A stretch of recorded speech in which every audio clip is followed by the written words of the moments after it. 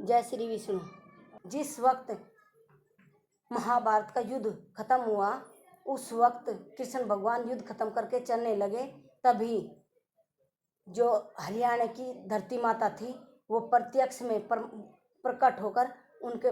कृष्ण भगवान के पैर पकड़ने लगी और कहने लगी, प्रभु आप तो चल दिए, अब इतनी मेरे अंदर इतनी अग्नि पैदा करके इतना ये रक्त जो मेरे अंदर गया है इंसानों का ये पैदा करके,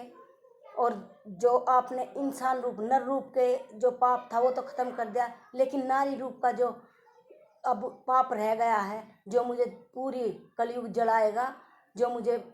त्राही मांगने पे मजबूर करेगा, उसका विनाश कब करोगे आप। और प्रभु जैसे आपने अब महाभारत का युद्ध यहाँ लड़ा है, मुझे वचन दीजिए कि आप कलयुग में काल के महाराज के रूप में भी यहीं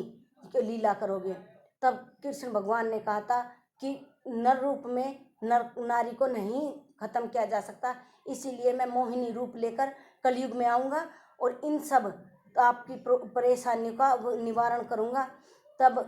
धरती माता ने पैर पकड़ के कहता, नहीं प्रभु मुझे वचन दो और मुझे बताओ कब कैसे पता चलेगा कि आप कलयुग में आ चुके हैं।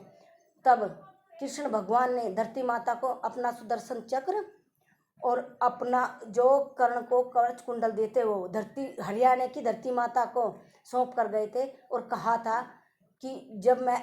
मोहिनी रूप में धरती पर मृत्यु लोक पर जन्म लूँगा और हरियाणा में आऊँगा, तब ही मैं आपसे ये अपने